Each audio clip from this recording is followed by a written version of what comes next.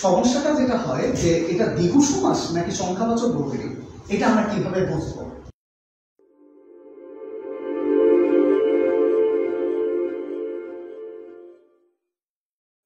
আসসালামু আলাইকুম, আমি Sakib Ahmed, progress coaching centre. আজকে আমরা যে বিষয়টাতে আলোচনা করব সেটা হচ্ছে সমাসের দ্বিতীয় পার্ট। অর্থাৎ আজকে আমরা আলোচনা করব দুটা জিনিস নিয়ে, একটা হচ্ছে দ্বিগু সমাস আর একটা হচ্ছে সংখ্যাবাচক বহুব্রীহি। এই দুটাতে অনেকের অনেক সমস্যা হয়।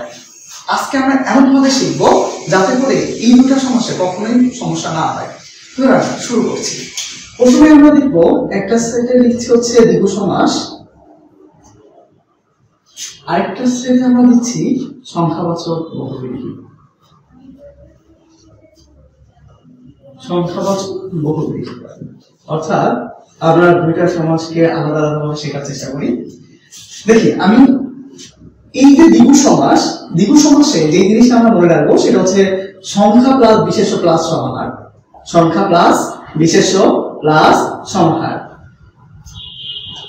এই সমাহার দিয়ে আমরা ব্যাখ্যা করবো। আবার ঠিক সংখ্যাবাচক বহুব্রীহিতে হবে সংখ্যা প্লাস বিশেষ্য প্লাস যার, অর্থাৎ এখানে বাক্যগুলো হবে যার দিয়ে। এখন সমস্যাটা যেটা হয় যে এটা দ্বিগু সমাস নাকি সংখ্যাবাচক বহুব্রীহি, এটা আমরা কিভাবে বুঝবো? আসি, প্রথমত আমরা যখন বলি চৌরাস্তা, এই চৌরাস্তা সমাসটা আসলে কি, কিংবা যখন আমরা বলি চৌচালা, এটা আসলে কি?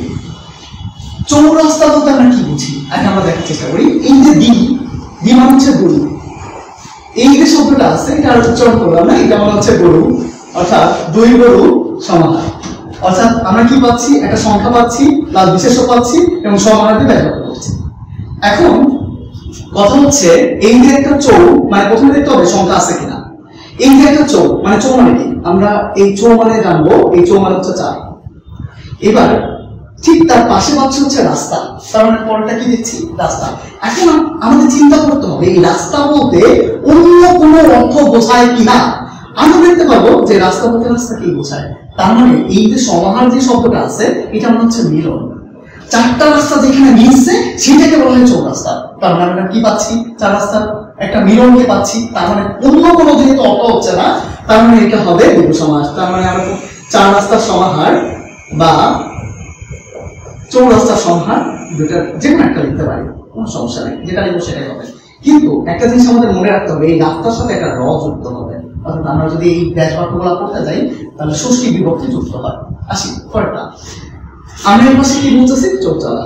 এবার একসাথে শেখার চেষ্টা করি, তাহলে এই জিনিসগুলোতে সমস্যা কম হবে। এই চৌচালাটা আসলে হয় কিসের, এইটা বোঝা দরকার যে চৌচালার অন্য কোনো অর্থ আছে কিনা। সংখ্যাবাচক বহুব্রীহির ক্ষেত্রে যে বিষয়টা অনেক বেশি মাথায় রাখা উচিত সেটা হচ্ছে এইটা অন্য কোনো অর্থ বোঝায় কিনা। যখন আমরা বলি চৌচালা, তখন চৌচালা বলতে আচ্ছা, এই যে চৌচালার যে অন্য অর্থটা সেটা আমরা দেখি। চৌচালাটা মূলত হয় কিসের, দেখেন একটা 4 চালারে আমরা বলি চৌচালা, এবং 4 চালাটা কিসের হয় আমরা জানি, ঘরের হয়। অর্থাৎ যখন কিনা অন্য কোনো অর্থ, অর্থাৎ ঘরকে বোঝাচ্ছে, ঘরটার চৌচালা, তার মানে কি একটা অন্য অর্থ প্রাধান্য পাইছে। যখন অন্য অর্থ প্রাধান্য পায় এই যে ঘর, তখন ওটাকে আমরা বলতেছি সংখ্যাবাচক বহুব্রীহি। ঠিক আছে, যখন অন্য অর্থ প্রাধান্য পাবে আমরা ওটাকে কি বলবো, সংখ্যাবাচক বহুব্রীহি। তাহলে এটা ব্যাখ্যা কি হবে, ঠিক সেরকমই 4, যেহেতু আমরা আগে শিখছি চৌ মানে 4, এবার হচ্ছে চালা, এই যে জায়গায় আমরা একটা র যুক্ত করে দেবো। তার মানে আমাদের একই রকম কথা আসছে যে এখানে একটা র আছে, এখানে একটা র আছে, অর্থাৎ ষষ্ঠী বিভক্তি ব্যবহার হয়। 4 চালা যা। আচ্ছা সরি,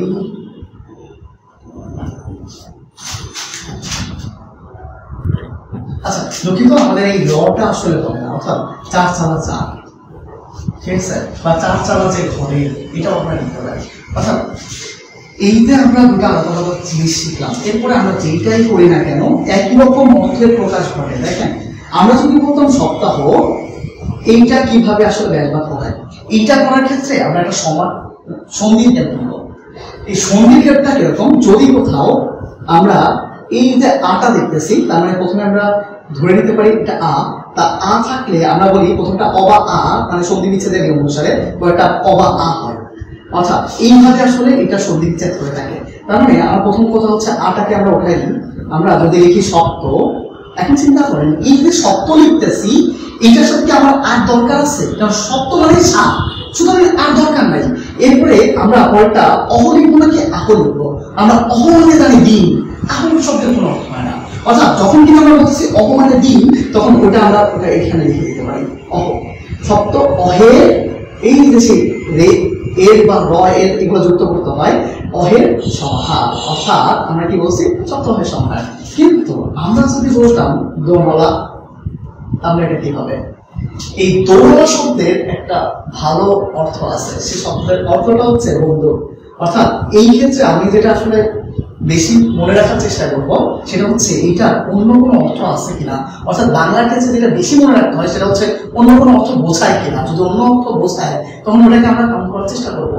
এখন কি দোমলা যখন আমরা বলছি বন্ধু, তাহলে আমাদের দোল মানে কি এটা জানা দরকার। দোল মানে হচ্ছে দুই, তারপরে হচ্ছে তারপরে কি আছে নল, তার মানে হচ্ছে নল যা, অর্থাৎ এটা কি হয়ে গেল সংখ্যাবাচক বহু হয়ে গেল। ঠিক আছে, আমরা বলতেছি অন্য অর্থ প্রাধান্য পাচ্ছে, অন্য অর্থ প্রাধান্য পাচ্ছে সংখ্যাবাচক লিখবি।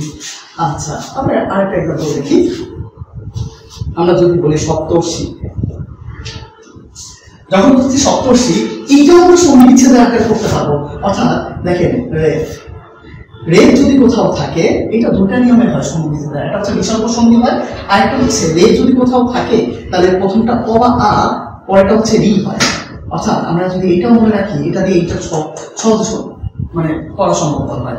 অর্থাৎ আমরা প্রথমত কি করতেছি, প্রথমত রেফ দেখতেছি, তাহলে প্রথম বর্ণে কি হয়ে যাবে অ বা আ।